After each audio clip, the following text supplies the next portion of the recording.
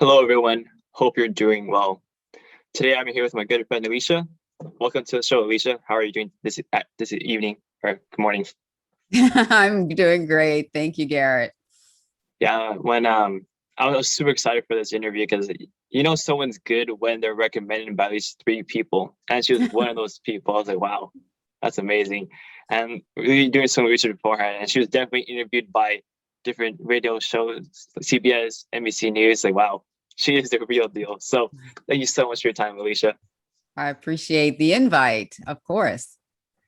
So for you as an audience, just a little bit about her. She is known as the Audacious Confidence Growth Expert and for Mrs. Elite U.S. Woman of Achievement. Alicia Couri strives to influence, educate, inspire, and entertain to empower leaders to show up boldly in every situation. She's a founder and CEO of Alicia Couri Inc., a boutique consulting firm that specializes in helping leaders create audaciously proactive teams that take 100% ownership at every level.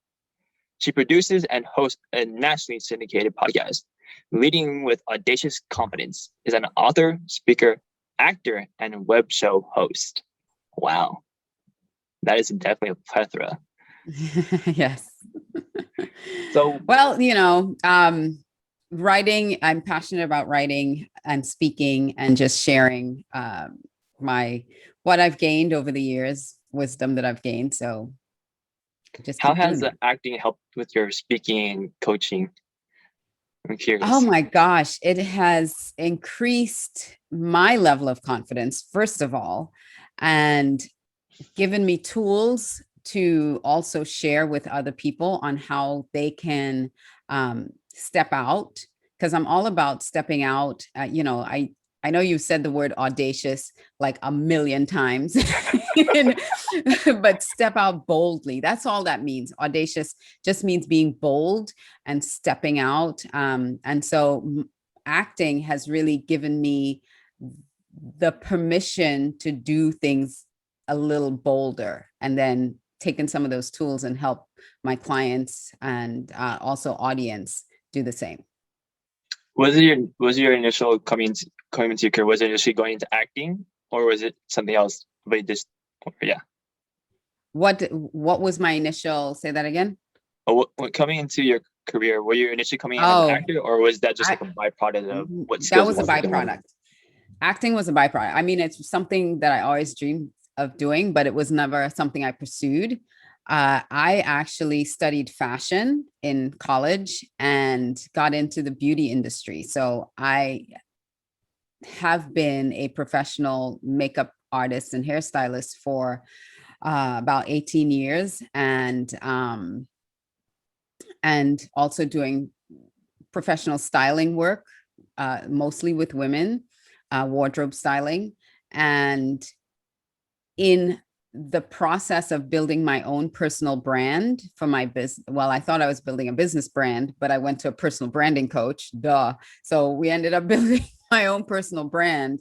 And in that process, really discovered that my gift and my talent was in helping people be more confident in who they are.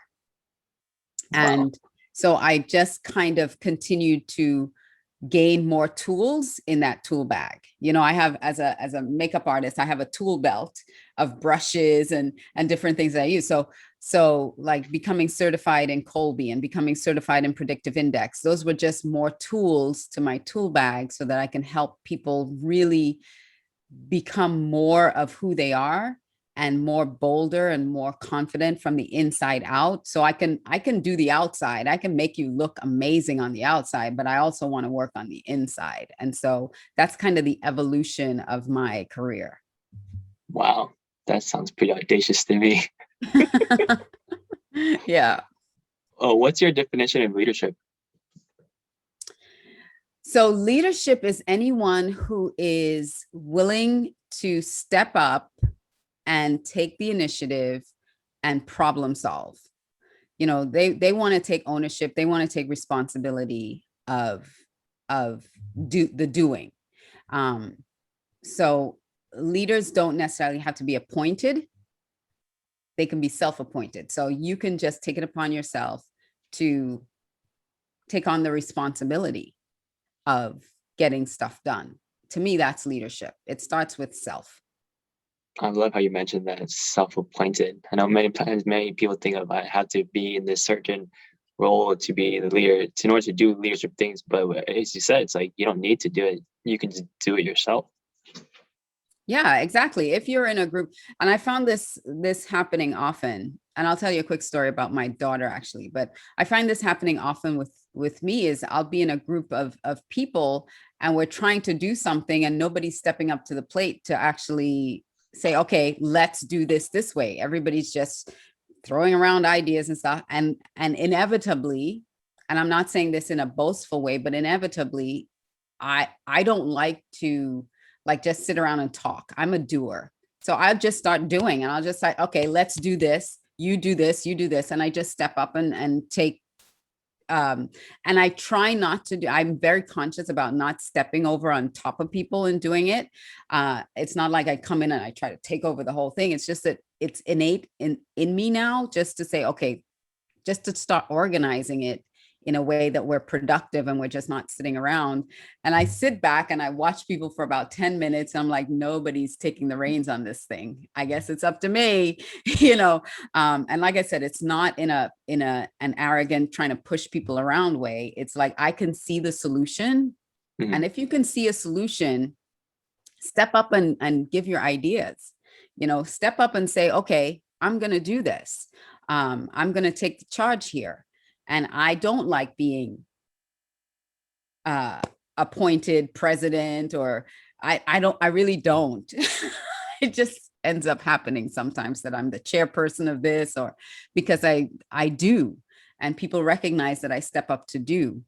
And my daughter, when she was 3 years old, this is the funny story, because leaders can be developed, but you also have to want to take initiative. And when she was 3 years old, I took her to preschool for the first time, thinking, yeah, she's ready for preschool. She's very smart. She was already reading. Like, we'd go to the library, check out books. At 3, she was reading, and took her to preschool. Well, we were invited to not come back to that preschool because my little girl, during recess, took a garden hose that she saw in the playground and she's like, come on, everybody, follow me. And she was walking around with the garden hose, wetting all the other kids. And they were like, she's not ready for this yet. And they're like, they started it off with, oh, your daughter's such a natural leader. Like, really? What did she do? She's like, oh, she had all the kids following her in the playground with a garden hose. So we were invited not to come back because her leadership was disruptive. You know, she wasn't a good follower. And I think one of the great leadership skills that you need to have is to know how and when to be a good team player and a good follower, because then you know how to be a great leader if you can be a follower as well. Damn, she sounds like she's a pioneer. She's a handful. That's funny. I love that. That's a great story. Yeah. So we had to teach her the following skills first. She needs to listen to the teachers and she needs to know how to follow, and she can't always just hop off and do whatever she wants to do. It's a good lesson too. What are some common leadership mistakes that you've seen in your practice? So again, not understanding who you are, and trying to control feeling that as a leader, you have to control everyone and tell everyone what to do. It's not about your agenda. Even if you see the solution this way, it's not about making everybody do what you want them to do. It's more about understanding who's on your team, what are those strengths, which is really what I do, is identifying the strengths on the team and how can each person bring value to the solution based on their strengths. So a leader needs to understand themselves and what their strengths are, what their blind spots are, because a lot of driven leaders can be so driven that they're driving over people and not really including them in the process. So driven leaders have to understand their own blind spots, that they have a tendency to drive over people and not do that, not race up the hill and leave everybody behind. Like, you have to learn how to incorporate everyone in the solution. And I'm not saying that you need everybody's ideas. If you have a vision, you have a direction as the leader, and you know where you're going, it's about understanding the strengths to get me there, not necessarily like lead by consensus. You know, you don't always have to lead by consensus, like everybody's on board, we need to make sure everybody's on board this ship before we can go. Sometimes people will never get on board, but it's understanding that, all right, you have this strength. I know you're not too jazzed about the direction we're going right now, but you have this strength to help us get to where we're going, and honoring the strength that that person brings to the solution. I love how you mentioned honoring, because I know most people like kind of the opposite of that when they trying to get someone to do that, and they don't really. That's the thing about leadership. You know, leadership is also about ownership. So if you can have someone who may not necessarily be on board 100% of the direction that you're going, because they don't see the vision. You as the leader, you see the vision. They don't necessarily have all the pieces to see the vision of where you're going. So they may be a little bit more, well, I don't understand. I don't see where we're going with this. But if you're able to honor the talent and the strength that that person has, that you know that will help you get to where you need to go, then they can take ownership of that. And that's what I mean about being audaciously proactive, where they take 100% ownership. They're not taking ownership of the entire process. They're taking ownership of their part of the process, where they can feel really empowered to bring their best to the solution. And then that way you don't have to keep trying to, like pull them along. Oh my gosh, why aren't they doing? Because they know, okay, only I can do this part. And my part is vital to the success of the whole. So I need to step up and do my part. I may not understand the whole, but I know my part is vital to the whole.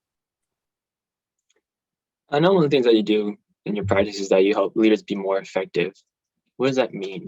How do you make more leaders more effective? Many times these leaders think they know they're effective already. It's about self-awareness. It's about understanding yourself. And again, hearkening back to those blind spots. So if you are a leader that knows, and I'll use myself as an example so I don't, call out anybody else. I am not detail oriented.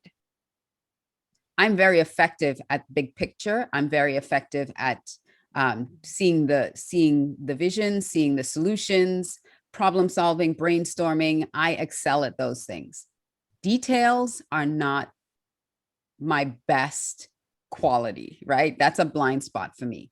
I can overlook details and not even realizing I'm overlooking them.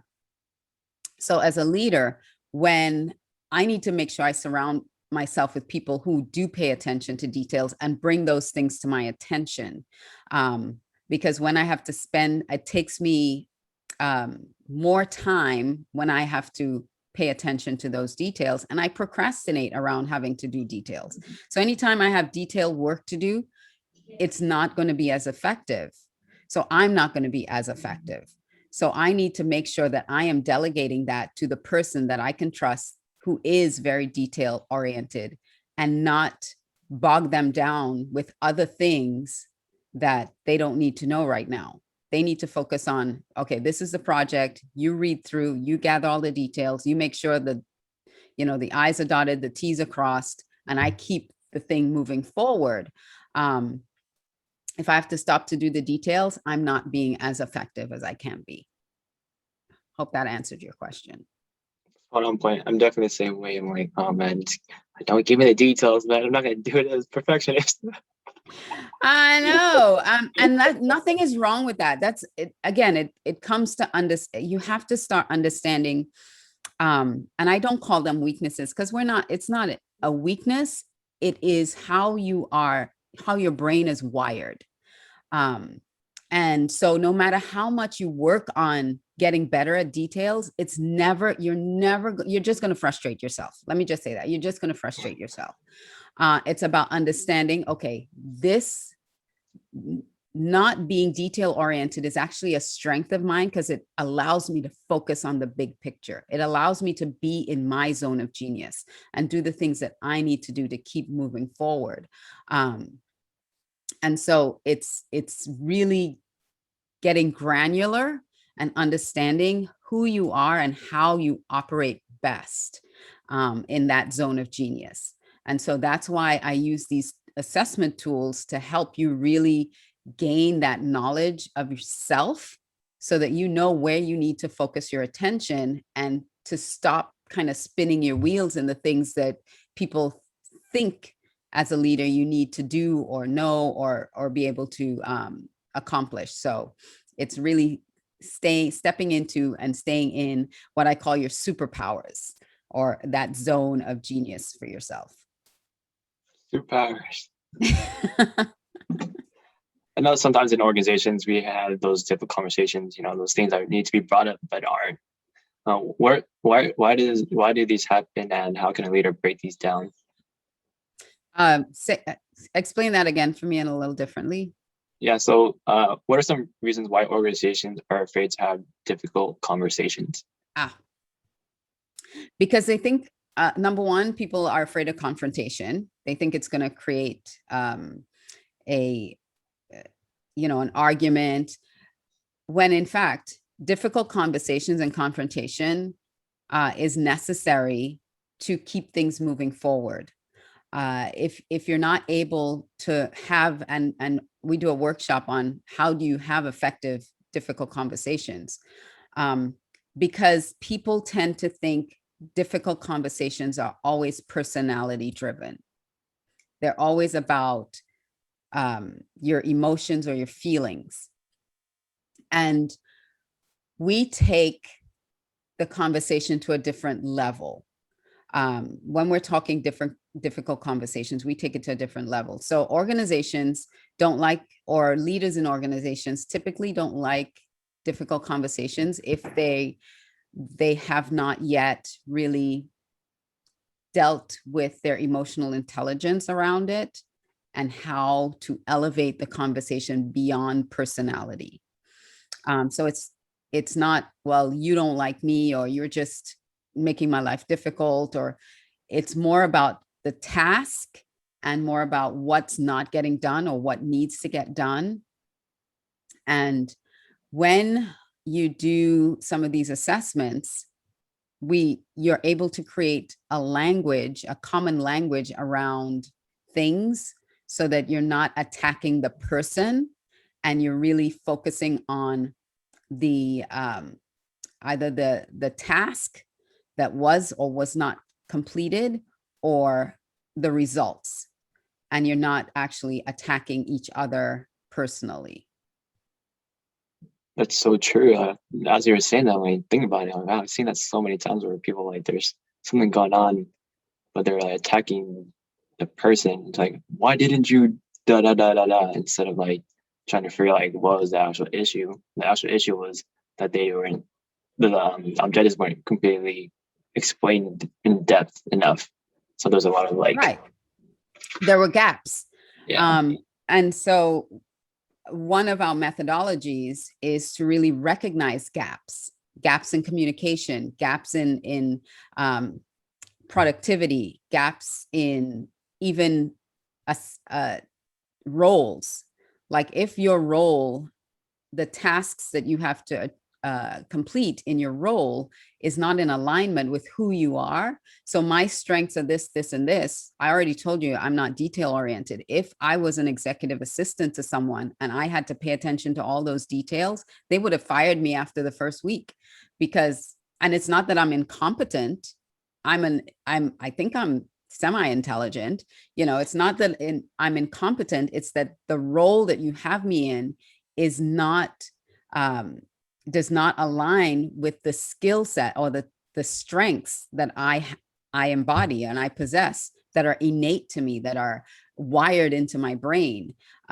So there's a mismatch in the tasks that I have to do, in the role that I'm in, and who I am as a person. And who I am as a person, I can't really change the DNA of the way my brain is wired, but I can adjust certain things in the way that I do it. But I will never be able to really, on that day-to-day, everyday basis, focus in on details.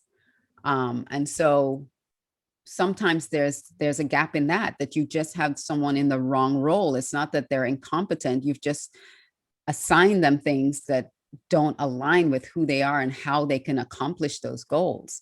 And so we identify those things very clearly and let CEOs and other leaders understand, all right, you have this person in this function, and it's not that they're incompetent. It's just that this does not align with how their brain operates. And so we need to switch the way they do this task, or bring in support for them when they have to do this task. Bring, Susie over here, who's really great at the details, to help support them in that role, because everything else they do is amazing. It's just this one thing they continue to be challenged on. And instead of throwing out the baby with the bathwater and saying, okay, they're incompetent, we're not going to keep them on, we're going to fire them, there may be someone you can bring in to support just in that task that takes that burden off of them. But everything else they're doing, they're just like check, check, check, check, check. So, sometimes it's just down to the tasks that they're doing that you need to know what works for them and what doesn't. Yeah, I definitely attest to that. So I'll give you an example. So I'm part of 2 different Toastmasters. So one is my local area, and then one is more international. So we do everything through Zoom. So I started my local Toastmasters. I was with the vice president of public relations. So it's pretty much doing the marketing. And so there's certain brand guidelines and all that. But I didn't really pay. I wasn't too very on it. So this local ones were much more lenient. But the one international, they're let's say they have to be more strict because the members are part of the district. So they're pretty on point. So so my first one's kind of not that great. But I noticed that I'm not very detailed at all. So my design skills aren't great at all. It's basic.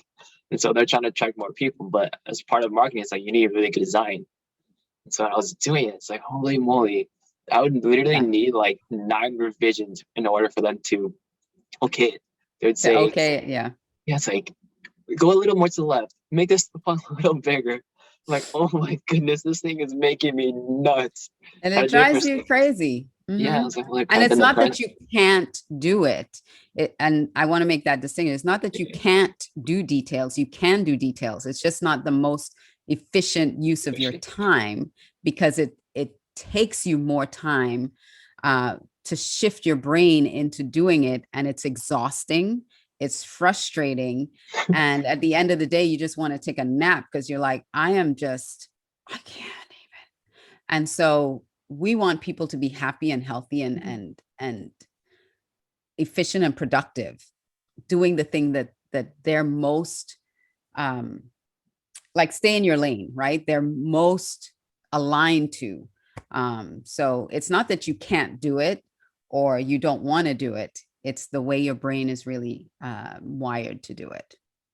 I definitely felt all those emotions that you just mentioned. So yeah, and that's why I got into this work with Colby. So Colby measures a part of the brain that is the conative part of the mind. And a lot of people don't know about conation, but Aristotle talked about conation way back 400 years ago. So it's not a new terminology.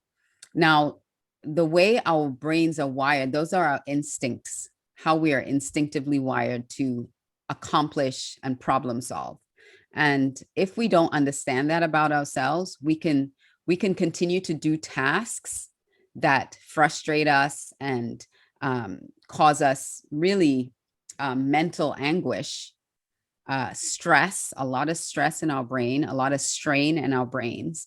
And we don't understand why we're so exhausted all the time, or why we're frustrated when we have to do certain tasks.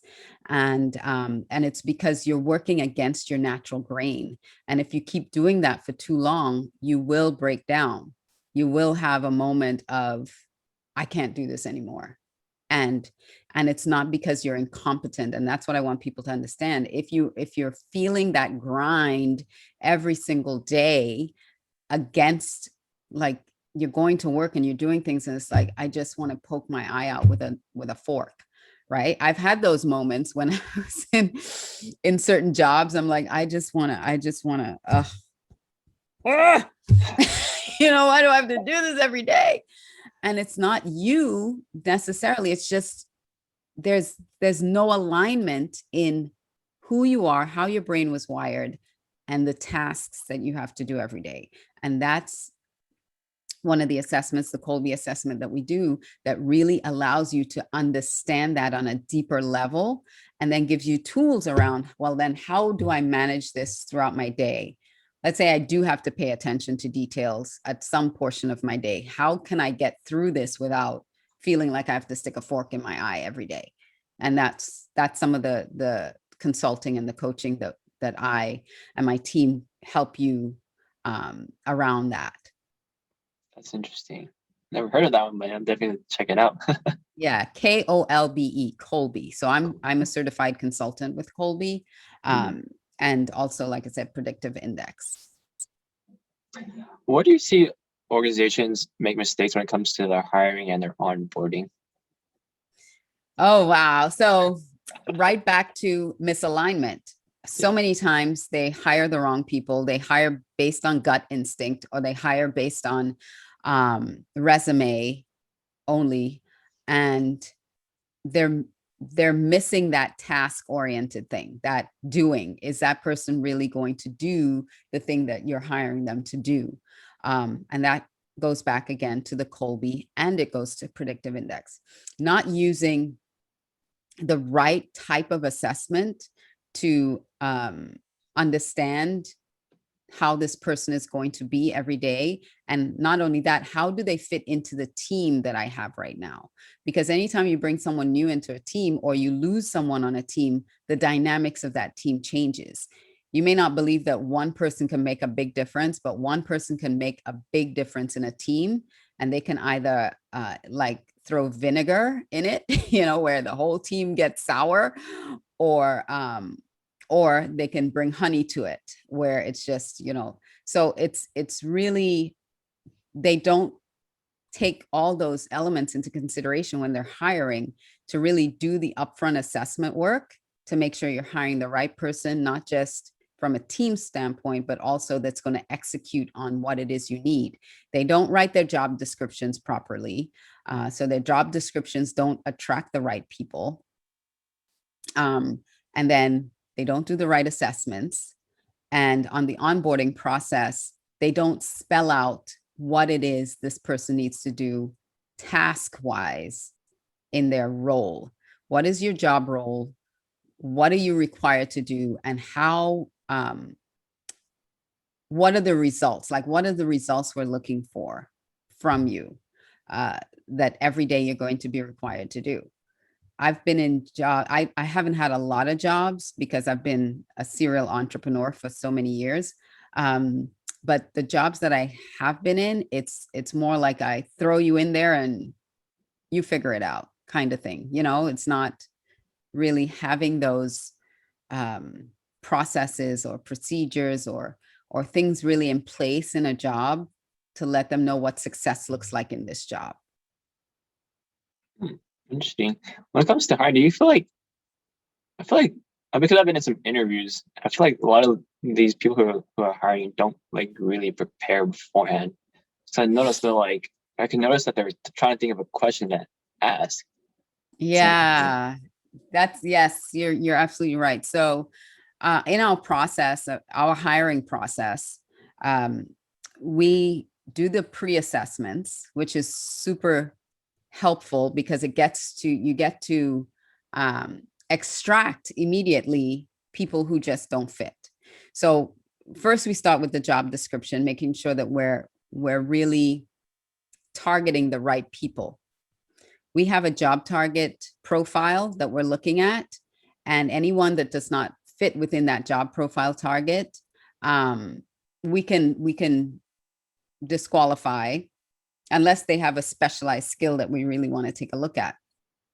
So it comes to writing the proper job, having a job target of the individual profile that you're looking for, writing the right job description, and then sending out the assessments so that we can qualify the right people.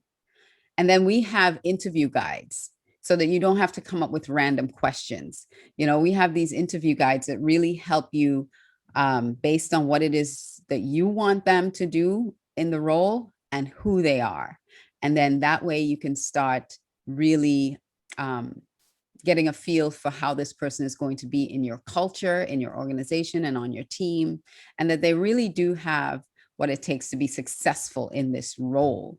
You don't just want to hire just to fill a space. You want them to be successful in that role. So yeah, they're not considering all the elements when they're hiring someone. They're just going out and hiring. Gotcha. Yeah, I've seen some people who've done interviews just like go in. It's like, then when they hire someone, it's like, how'd you hire that person? Why'd you hire them? It's like just like no, like there's such a disconnect between the person and the role.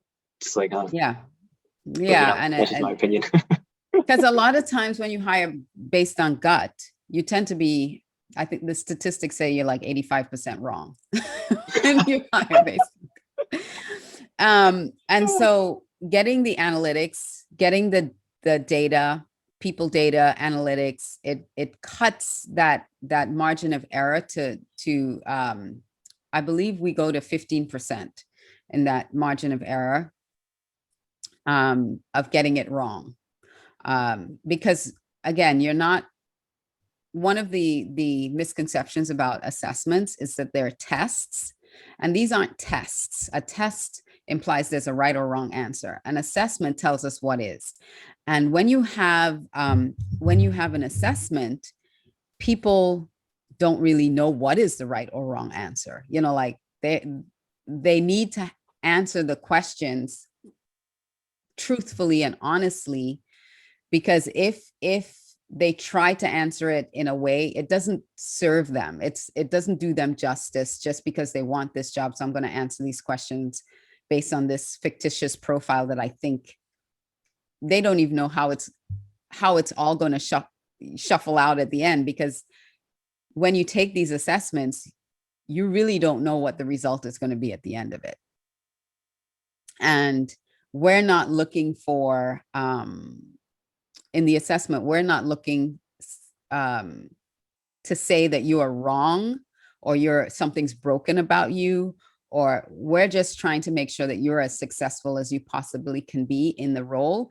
And when we disqualify someone based on the assessment, it's not because something is wrong about them. It's that the tasks that we need you to do in this role, you are not aligned to it. And 6 months from now, you're going to quit, or you're going to be burnt out or something.